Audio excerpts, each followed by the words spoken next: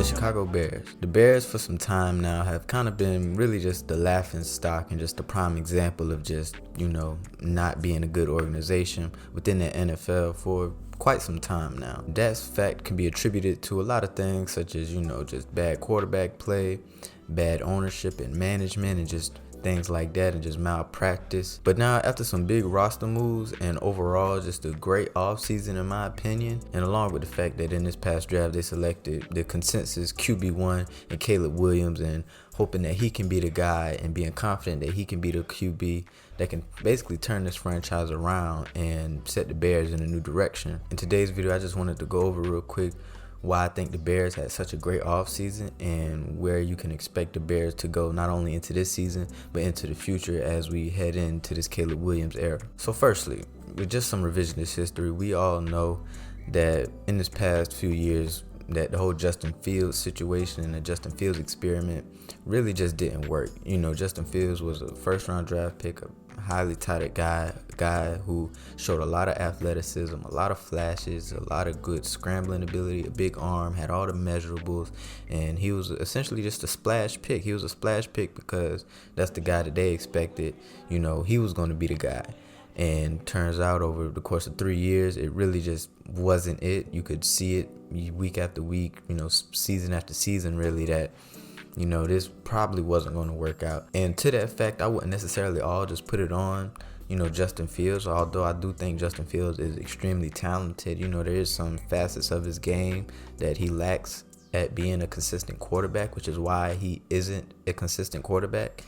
But also, I think not only with Justin Fields, I think it was also, just a collective effort of just incompetence at different levels. I think it was just, just not the right fit in terms of quarterback, in terms of coaching, in terms of roster construction. And I think overall, it was just really, just a amalgamation of just bad, And in this past offseason, they traded Justin Fields and they drafted Caleb Williams with the #1 overall pick and hoping that he can be QB1. And especially with just who Caleb Williams is as a prospect, it is extremely expected of him to, be the guy that turned this franchise's off his head and get him up and running. And strictly just looking into Caleb Williams as the player and as the prospect, coming out of finishing his last year at USC, Caleb Williams, just off of the tape alone, you could see that he was just an extremely gifted, athletic, mobile quarterback that had the big arm, had the escapability outside of the pocket, had the splash plays, had the mobility, everything you would want, the improvisation, and everything you would really just want out of, just the ideal quarterback, especially in today's game and today's prototypical quarterback you would want. And you can kind of tell just how good Caleb Williams is as a prospect when you look at the criticism surrounding Caleb Williams. A lot of the criticism surrounding Caleb Williams really isn't his play at all, if any. I haven't heard anybody say anything extremely overly negative. I'm not saying Caleb Williams is the perfect player yet, or is close to the perfect player, but a lot of people recognize that this guy is talented, and with that talent, he should succeed strictly off of talent alone and just hoping he gets better. But a lot of criticism surrounding Caleb Williams is really just, questions about his character, questions about, just stuff outside of football that really is just, for media clicks and stuff like that, which I don't pay too much attention to really, because I think none of it really correlates to football, especially when he gets to a certain point when people criticize like his nails or, just social media and stuff like that, especially in today's age. In my opinion, he has shown a certain level of maturity.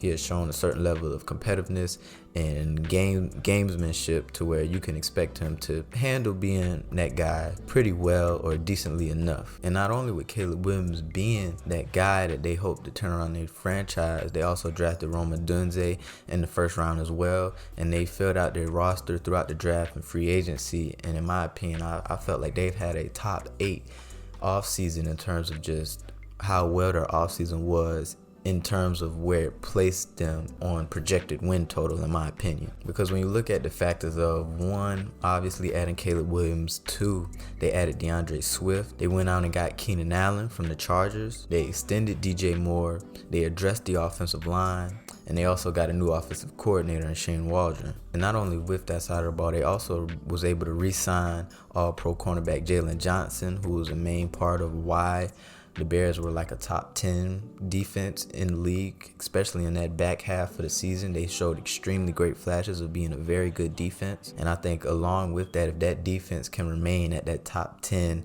top 12 level, along with all of their offseason additions and just the culmination of what we expect Caleb Williams to be, I think the expectation for the Bears, although should be tempered, but I wouldn't blame nobody for expecting them to go out and be a 9-10 win team and potentially a playoff team. And strictly just looking at the Bears' pathway, you do have to be mindful that, one, they are in a pretty stacked division in terms of just where that division is in this season. You look at the Detroit Lions, the Lions team who have been nothing but ascending this past 2 seasons, making the NFC Championship game and almost being able to go to the Super Bowl. You know, a few different calls, a few different players go their way. They're in the Super Bowl. And 2, you look at the Green Bay Packers. While although they went 9-8 last year, you could have seen the talent that that team has, especially with how they dismantled the Cowboys in the wild card round and just how well they played San Francisco in the divisional round.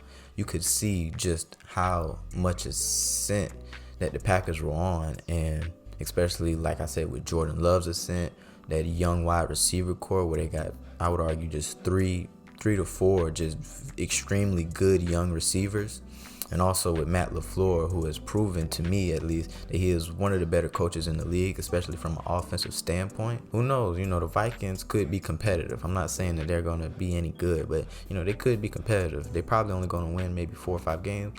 But like I said, they could be competitive, put up a fight just because of how much talent they got on offense. And so looking at it like that for the Bears, it is kind of tough, especially when you got those first 2 teams ahead of you. And I'm placing those 2 teams ahead of them. But I still think that the Bears could crack out, you know, at the very least 8-9 win season, which I would expect. So overall, expectations for the Bears going into this season should just be establish Caleb Williams and just develop Caleb Williams. And by develop Caleb Williams, I mean instill confidence in Caleb Williams, instill a certain level of trust and continuity and competence within Caleb Williams in that offense. Because I think if you do that, you're on a great trajectory, because I think with how much talent they have on that offense, I think as long as you instill Caleb Williams, hey man, you got a lot of pieces, you got a lot of playmakers. You don't always have to be the hero. You don't have to come in. Yeah, you're the face of the franchise, you're the new franchise, but you don't have to come in and make every single play. You don't have to come in and, you know, try to prove yourself with every single pass. Just deliver the ball to your playmakers, be timely, be efficient with the ball, you know, just get the ball, get completions, and, you know, just don't turn the ball over. That's what Caleb's mindset should be. Especially when you get all the expectations of, you know, can he do what CJ Stroud did? I think if they do that, he could throw for, you know, 25, 30, 35 touchdowns, try to minimize the interceptions and turnovers as much as possible. And if he does that, especially with how good I think their defense can be, I think not only can Caleb Williams be good this year, but this whole entire team could turn around. And I think this team could, like I said, potentially win 8, 9, maybe even 10 games, crack a playoff spot, depending on how some divisional games go for them. You feel what I'm saying? But let me know what you think. Is Caleb Williams going to be any good? I think so. But if your take is he's going to be a bust, is he going to not work out? Just tell me. But not only that, what is your projected win total of the Bears? For me, if I had to put it over-under on it, I would put over 8.5. And I think that's a pretty attainable line. So over 8.5 wins is, for me, I think they can crack 9-10 wins, depending on, you know, if they do what I expect them to do, which is just be competent.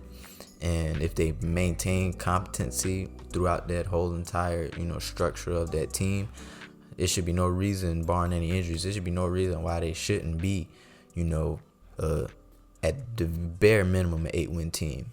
But let me know what you think. Don't forget to subscribe and like. Appreciate you for watching. Peace out.